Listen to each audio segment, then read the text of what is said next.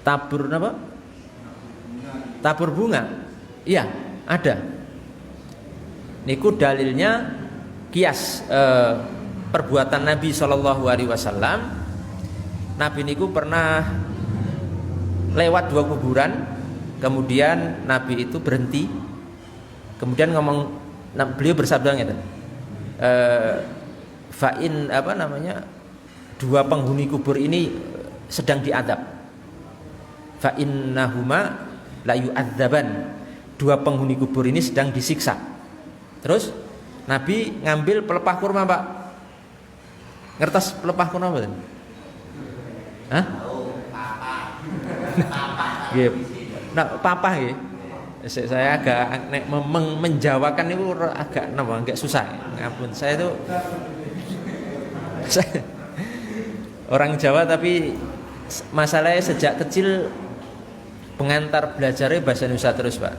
Sampai nyantri juga bahasa Indonesia, sampai kuliah ke luar negeri juga bahasa Indonesia dan bahasa Arab malah. Jadi susah kadang. Pelepah kurma papa itu. Jadi panjenengan ngertos kan? Misalkan apa? Pohon kelapa ini kan tempat daunnya ini loh. Ini loh. Apa nih? Yes, pelepah. Nah, kurma ini kan hampir sama, Pak. Jenis daunnya. Dan Nabi ngambil pelepah kurma, terus dipatahkan jadi 2, dipotong jadi 2, satu ditancapkan di ini pelepah kurma yang masih segar loh ya, belum yang kering, yang masih segar. Jadi baru diceklek ngoten. Ditancapkan kubur pertama, ditancapkan kubur kedua. Karena dua-duanya disiksa. Terus sahabat niku bertanya, "Wahai Nabi, kok Anda melakukan itu untuk apa?" Gitu bertanya. Dijawab oleh Nabi SAW, "La'allahu yukhaffafa anhuma malam yaibasa." Mudah-mudahan dengan aku tancapkan 2 ini, 2 pelepah kurma itu, siksaan orang ini diringankan oleh Allah. Para ulama mengambil hukum berarti ngeten, pelepah kurma yang masih basah atau secara umum tumbuh-tumbuhan secara umum yang masih hidup, masih basah itu dalam Quran disebutkan bertasbih. Tapi kita nggak tahu cara tasbih mereka. Kita nggak tahu bagaimana tasbihnya pepohonan itu. Nah, ketika ditancapkan itu kata para ulama, ini kan masih belum kering ya. Belum kering berarti masih bertasbih, Pak. Dan tasbihnya pelepah kurma itu meringankan adab orang yang ada di kubur itu. Maka selama belum kering tadi, nanti kalau sudah kering berhenti tasbihnya, maka siksanya kalau masih disiksa ya nggak diringankan. Oleh karena itu para ulama mengambil kesimpulan berarti seluruh pohon, termasuk kalau di daerah kita itu biasanya pakai kembang 7 warna. Kembang napa jeneng ini? Napa? Kembang staman ya. Kembang 7 warna niku pas ziarah kubur niku nggak salah. Karena bunga niku kan masih belum kering. Niku bertasbih, Pak. Dan tasbihnya nanti akan apa? Meringankan seandainya penghuni kubur itu disiksa. Mungkin ada yang tanya, "Loh, itu kan Nabi tahu kalau penghuni kubur disiksa. Lah kan kita nggak tahu kalau penghuni kubur ini disiksa atau tidak." Ya nggak usah begitu mikirnya, Pak. Untung-untungan nek disiksa ya alhamdulillah napa? Dapat keringanan. Kalau disiksa, nggak disiksa ya nggak masalah.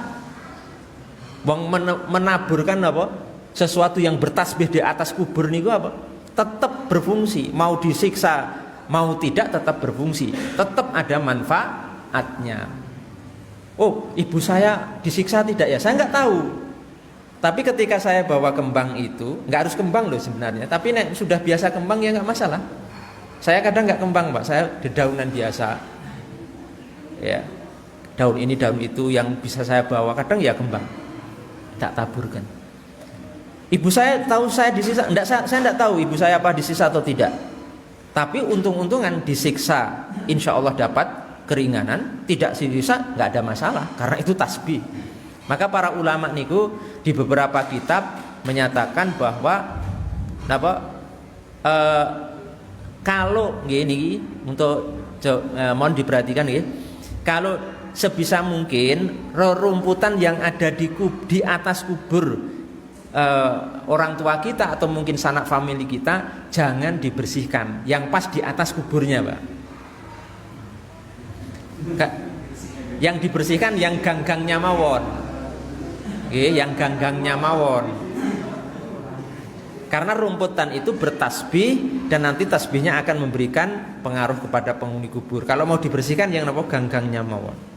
Maka yang kubur ibu saya niku saya saya buat kotaan persegi itu, saya tembok sedikit supaya enggak longsor, terus atasnya niku saya biarkan tanah.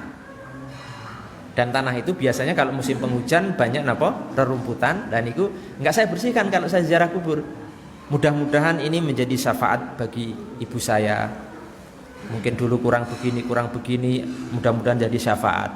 Selain saya bawakan sendiri, saya doakan, saya bacakan dan seterusnya. Dan itu Bapak Ibu sekalian, perbuatan Nabi yang memotong 2 pelepah kurma kemudian ditancapkan itu bukan khususiyah Nabi. Artinya bukan hanya Nabi SAW. Kenapa? Karena perbuatan Nabi itu asalnya syariat, tasyri' syariat untuk umatnya.